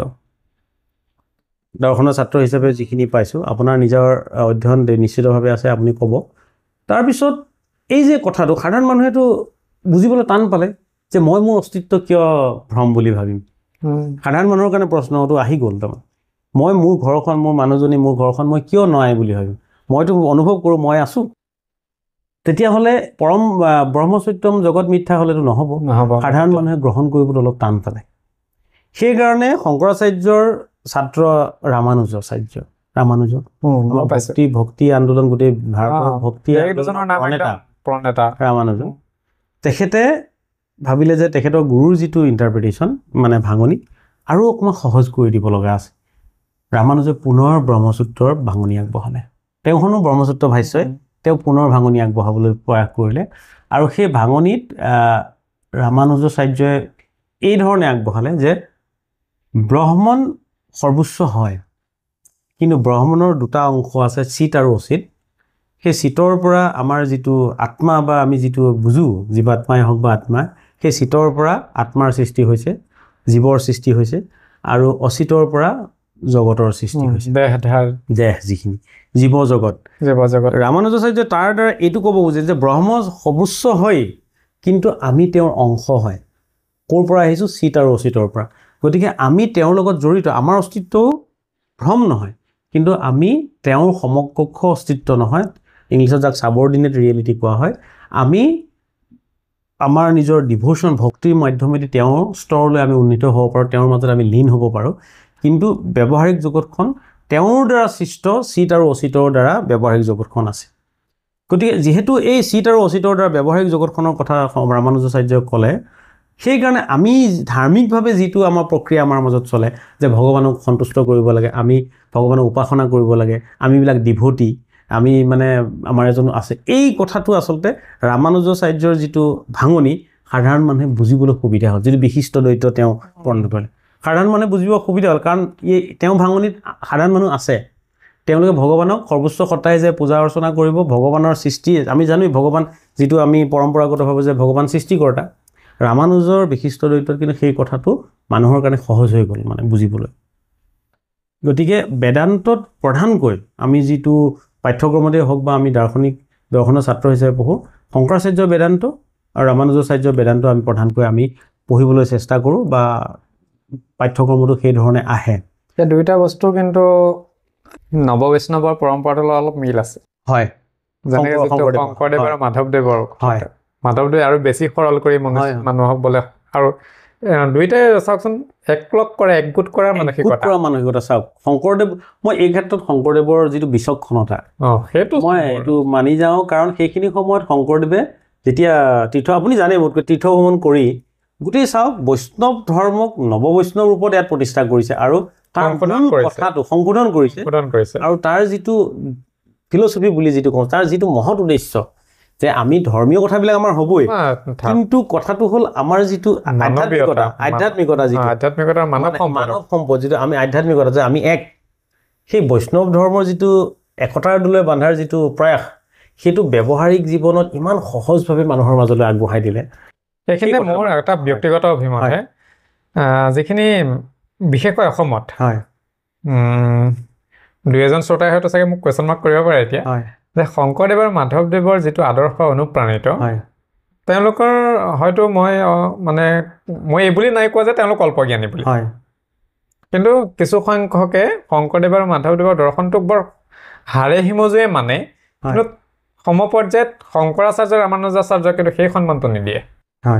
কিন্তু চাবলৈ গ'লে শংকৰদেৱ আৰু মাধৱদেৱ আৰু লগতে শংকৰাচাৰ্য আৰু ৰামানুজাচাৰ্য যদি ক'বলৈ যাওঁ, তেতিয়াহ'লে 2-4জন তাৰমানে প্ৰভাৱ আছে ইজনে সিজনৰ লগত, আৰু লগতে দুইজনৰ দৰ্শন, মূল দৰ্শন কিন্তু এটাই। গতিকে সিজনকো সন্মান কৰা বা তেখেতৰ কথাও প্ৰচাৰ কৰা এটা গুৰুত্বপূৰ্ণ ভূমিকা নিশ্চিতভাৱে আছে। আৰু হ'লহেঁতেন চাগে আমি এতিয়া অসমৰ ছাত্ৰ শংকৰাচাৰ্য পঢ়োঁ, কিন্তু হয়তো দক্ষিণাত্যৰ ছাত্ৰই শংকৰদেৱ কি ধৰণে পঢ়িছে আমি নাজানো নাজানো। এতিয়া নিশ্চিতভাৱে আগবাঢ়িছে বহুত কথা তাৰ কাৰণে জগৰী আমি নিজেও হয় কাৰণ হয়। আমি সেই বিশ্ব দৰবাৰত শংকৰদেৱ মাধৱদেৱক প্ৰতিষ্ঠা কৰিব পৰাকৈ নাই। এতিয়াও সময় আছে এতিয়াও আমি সময় আছে। ভাৰতীয় যিবিলাক আমাৰ নতুন পাঠ্যক্ৰম সেই পাঠ্যক্ৰমত ইতিমধ্যে হৈছে বহুতখিনি আৰু হোৱাৰ মানে গোটেই ভাৰতবৰ্ষৰ মানুহে আমাৰ গুৰুজনাক বা বিশ্বৰ মানুহে গুৰুজনাক জনাৰ কাৰণে আচলতে মই ভাবোঁ পাঠ্যক্ৰমটো খুব জৰুৰী পাঠ্যক্ৰমত অন্তৰ্ভুক্ত হ'লেই ছাত্ৰ ছাত্ৰীসকলে জানে মানে নৱপ্ৰজন্মই গম পায় আৰু তেনেকৈ প্ৰসাৰটো হ'বই আৰু আমাৰ গুৰুজনাক সেই স্তৰ আমাৰ চিন্তাবিদেই হওক বা আমাৰ ধৰ্মীয় গুৰু আমি দাৰ্শনিক আমাৰ যি হিচাপেই নকওঁ যিবিলাক সেই হিচাপে কওঁ সমাজ সংস্কাৰক কিমান কিমান অৰিহণা দি থৈ গ'ল গুৰুজনাই পৃথিৱীত কিন্তু এইটো কথা এই কথাটো হয় মানিব লাগে যে এজনেই ব্যক্তি হয় যে ধৰ্ম প্ৰচাৰকো হয় গুৰু হিচাপেও মান্যতা পালে সমাজ সংস্কাৰ হয় আৰু বৰ্তমান সেইখিনি প্ৰেক্ষাপটত তেওঁ কিমান এজন সংগ্ৰামী মানুহ আছে তেওঁক ৰজাই খেদি জোঁৱায়েকক কাটি কিমানখিনি তেওঁকতো কাটিব বিচাৰিছিলে নাপায় কাৰণে জোঁৱায়েকক কাটিলে গতিকে সিমানখিনি সংগ্ৰামী সন্মুখীন হয় ইফালে গৃহস্থী ধৰ্মও কিন্তু এৰি দিয়া নাই সংসাৰী দুবাৰকে বিবাহ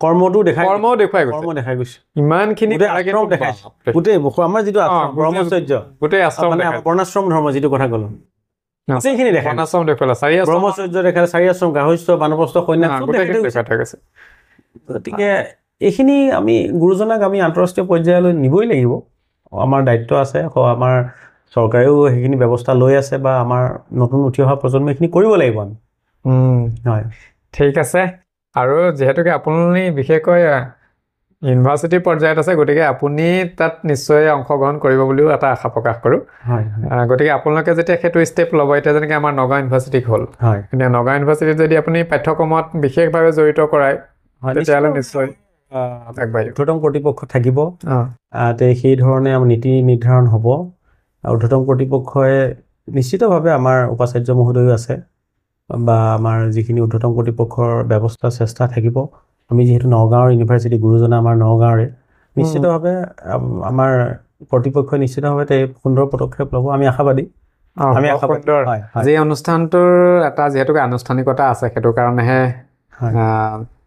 আপুনি দৰ্শনৰ যিখিনি কথা আৰু বিশেষকৈ আধ্যাত্মিকতাৰ লগত দৰ্শনৰ যিখিনি সম্বন্ধ আৰু গোটেইখিনি কোনো কাল্পনিক নহয় যুক্তিসংগতভাৱে আৰু সকলোৱে সেইখিনি মানিও ল'ব পাৰে গতিকে সামগ্ৰিক এই অনুষ্ঠানটোৰ অকণমান অনুভৱ এটা প্ৰকাশ কৰিবচোন যে অনুষ্ঠানটো কৰি আপোনাৰ আজি কেনেকুৱা লাগিলে আজিৰ যিটো অনুষ্ঠানত আপুনি মোক দুআষাৰ মোৰ মনৰ ভাৱ প্ৰকাশ কৰিবৰ কাৰণে সুবিধা দিলে আচলতে মই সেইখিনি যোগ্য হওঁনে নহয় নাজানো মই নিজে যিখিনি অধ্যয়ন কৰি পাইছোঁ বা মোৰ মনৰ যিখিনি ভাৱ সেইখিনি আচলতে ব্যক্ত কৰিলোঁ আৰু আপুনি সেইখিনি ব্যক্ত কৰাৰ যি মোক সুবিধা প্ৰদান কৰিলে তাৰ কাৰণে আচলতে মই নিজেই ধন্য হৈছোঁ আৰু আপোনাক অশেষ কৃতজ্ঞতা জ্ঞাপন কৰিছোঁ আপুনি এই ধৰণৰ জ্ঞান চৰ্চা এজন শিক্ষক হিচাপে কেৱল আমাৰ যি ক্লাছৰুমত কেৱল শিক্ষা প্ৰদান কৰিলেই যথেষ্ট নহয় আমাৰ যিখিনি সম্যক জ্ঞান যিখিনিৰ দ্বাৰা আমি সমাজত এটা ভাল বাৰ্তা লৈ যাব পাৰোঁ সেইখিনিৰ কাৰণে আপুনি যিটো ব্যৱস্থা গ্ৰহণ কৰিছে নিশ্চিতভাৱে সমাজৰ কাৰণে উপকাৰী হ'ব আমি গোটেই শিক্ষা ব্যৱস্থা আমাৰ যি সভ্যতা যিখিনি আমাৰ ফালৰ প্ৰয়াস বা আমাৰ যি চৰকাৰ আছে চৰকাৰৰ যিটো প্ৰয়াস সেই গোটেইখিনি সমাজ সংস্কাৰ সমাজক এটা গঠনমূলক বা ইতিবাচক বাৰ্তা লৈ যাবৰ কাৰণে আমি সকলোৱে একগোট হৈ কাম কৰিব লাগিব গতিকে যিবিলাক সমস্যা থাকে আমি শিক্ষকসকলেই আমি নিশ্চিতভাৱে আমাৰ ভূমিকা মানে পালন কৰিব লাগিব আৰু সেই ক্ষেত্ৰত আপুনি শিক্ষক হিচাপে আপুনি অতি গুৰুত্বপূৰ্ণ ভূমিকা পালন কৰি আহিছে আপুনি অধ্যয়নৰ ফালৰ পৰাই হওক বা আপুনি এই ধৰণে মানুহৰ বাৰ্তা যিখিনি মনোভাৱখিনি সমাজলৈ আগবঢ়াই দিবৰ কাৰণে যিখিনি ব্যৱস্থা গ্ৰহণ কৰিছে তাৰ কাৰণে মই ব্যক্তিগতভাৱে আপোনাক অশেষ ধন্যবাদ জ্ঞাপন কৰিছোঁ আৰু অনাগত দিনতো এই ধৰণৰ যি ইতিবাচক বাৰ্তা যিয়ে আমাৰ সমাজখনক আমাৰ দেশখনক এটা সুস্থ পৰিৱেশ দিয়াত সহায় কৰিব সেই ধৰণৰ দিশত আপুনি নিশ্চিতভাৱে আৰু সুন্দৰ পদক্ষেপ ল'ব বুলি আমি আশা কৰোঁ গতিকে এইখিনি মই ক'লোঁ আৰু যিটো আপুনি আধ্যাত্মিকতাৰ কথা সদায় প্ৰাসংগিক আৰু এইটো ভাৰতীয় পৰম্পৰাইহে আচলতে আধ্যাত্মিকতাৰ শিক্ষা দিব পাৰে আৰু আধ্যাত্মিকতাৰ বাবে নিশ্চিতভাৱে ধৰ্মীয় গোড়ামী বা কোনোবা নেদেখা সত্তাৰ নামত নিজক প্ৰকাশ কৰাৰ কথা নহয় আধ্যাত্মিকতাই আচলতে আমাৰ যেনেকৈ বিবেকানন্দই ক'লে আমাৰ অৰবিন্দই ক'লে যি আমাৰ সমসাময়িক চিন্তাবিদ আধ্যাত্মিকতাই আচলতে আমাৰ মাজত থকা যিটো ভিতৰৰ যিটো একতা, যিটো আমি ইউনাইটেডনেছ, সেই কথাটো বুজায়। আৰু আমি ভাৰতীয় আধ্যাত্মিকতা আমি কঢ়িয়াই লৈ ফুৰিব লাগিব, ভাৰতীয় আধ্যাত্মিকতা আমি বিশ্ব দৰবাৰত লৈ যাব লাগিব।